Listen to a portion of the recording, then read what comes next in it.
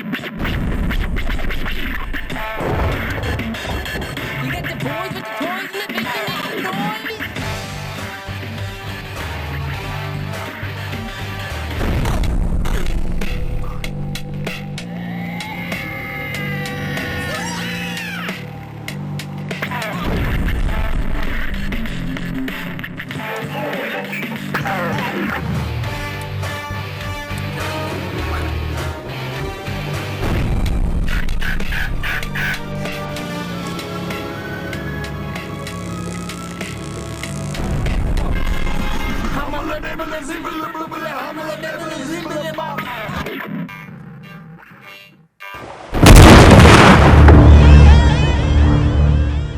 Hello and welcome to Andy's Little Sci-Fi Horror Show. My name's Andy and this is my little 10-minute window to the rest of the world.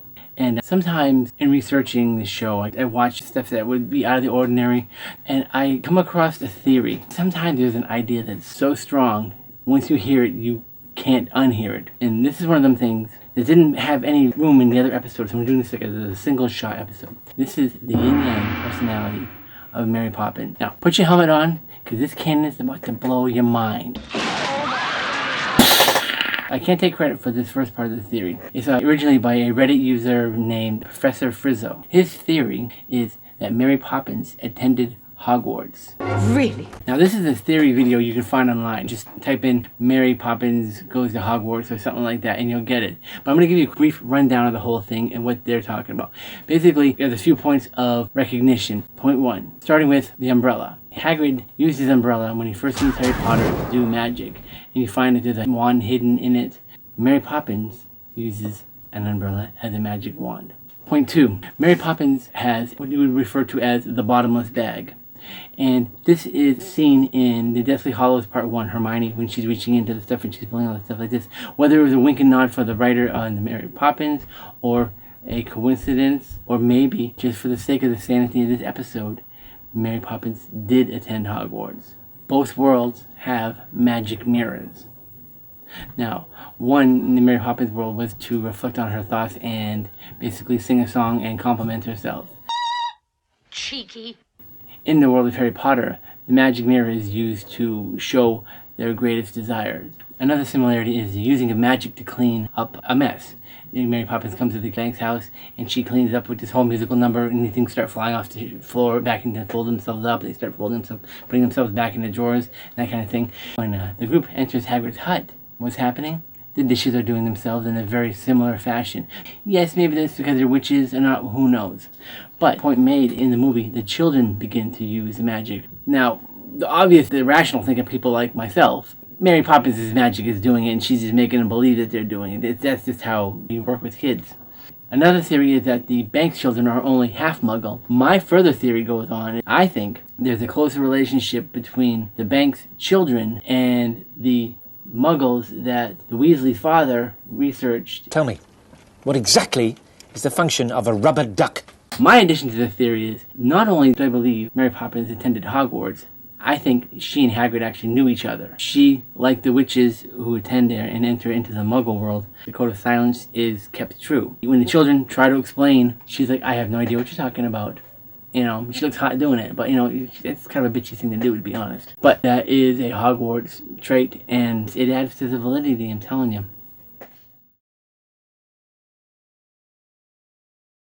But there's a darker side to all of this, gonna like blow your mind again. I can't take credit for it. This is on a Screen Rant video. This is wonderful. They make a valid point with many examples. Mary Poppins and Pennywise the Clown could be the same species. If not that, entities. Start with number one. Both of these entities, as magnificent and powerful as they are, choose one specific area to return to. Not only do they come back in a storm. These two entities focus on one particular part of the world to return with a storm every 25 to 27 years. Just saying. And we've only just begun. Probably one of the most striking ones that just blew my freaking mind when I realized this is that both Mary Poppins and Pennywise the Clown both use a paper element toy to lure a child named Georgie. Hiya, Georgie. away from their siblings as they enter the world for the first time. To be more careful when the wind rises, George. You nearly lost your kite. And you too nearly lost your Georgie. Perhaps you shouldn't name your kid that. And if you do name your kid that, don't let him go playing out in the rain. Mary Poppins and Pennywise both return to the same group of children to continue and refeed on their essence, their being, I don't know how we want to call this, their life force. Mary Poppins returned to the Banks children as adults, and even though in the movie you're supposed to kind of think that she's there for the children, she actually makes a specific reference that she's there to help the Banks children and their children. And Pennywise, clearly, without no clouds about it, is coming back to terrorize the children from the original Losers Club. Well, the 6 that make it. Spoiler alert. Another wonderful point that's brought up by the Screen Rant video is that the children, all grown up, have a hard time remembering the events as a child. That's a pretty solid correlation here. I feel like I should have noticed this, but I noticed some stuff that they didn't, and I'll get to that after. Another point this video makes, keeping with the whole yin-yang, good and evil theory, Mary Poppins returns to the world. She comes from the sky, while Pennywise comes up from the ground through the sewers. I'll get to more of that in a little bit. So they have the same MO, but for different approaches. They have the same source of energy, but for different reasons. There's more. You ready for this? The biggest correlation between the two characters is the floating. Think about it. Bill, if you'll come with me, you'll float too. You'll float too. You'll float too. You'll float too. You'll float too. At the end of Mary Poppins Returns, the entire town is entranced in this song and dance that the adults don't remember at the end of the day. She has the whole town floating. On Cherry Hill Lane, yes, they float. You know where else they float? They float in the sewers of Derry, Maine. And if that isn't enough to the two, the fascination with the metaphor of the balloon. Mary Poppins, they float with the balloons. Pennywise floats with the balloons. They literally have both used the balloons. Get him off of me! Is he still there? Oh, yes. And to put the slam dunk nut on the whole thing, at the end of Mary Poppins Returns, the whole town's floating, and there's just one balloon left. I think it must be yours. Yes, I suppose it must. And what color is it?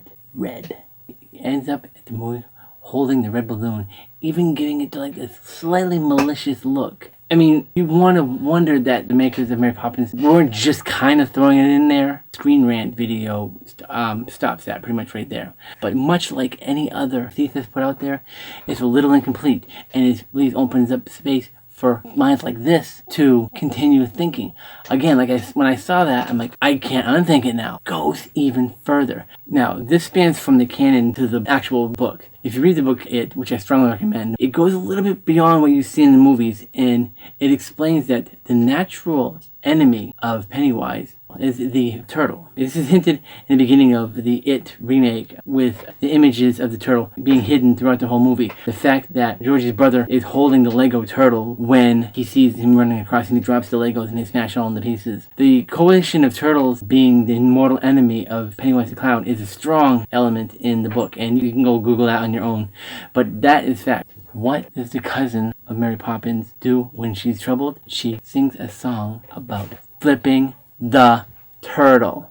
Again, these are my extended theories about this whole thing. But if this last one doesn't convince you that my further research is worth a real potential theory, what does Mary do during one of the biggest production numbers, Trip to Life Fantastic? We follow the light.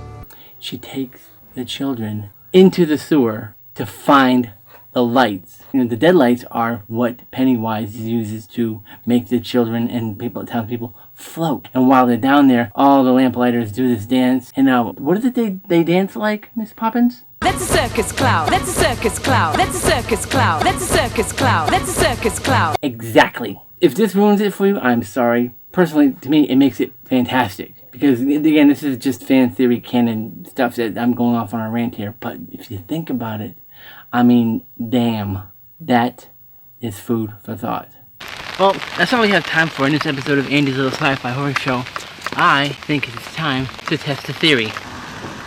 Well, I don't see Pennywise or Mary Poppins. Good night.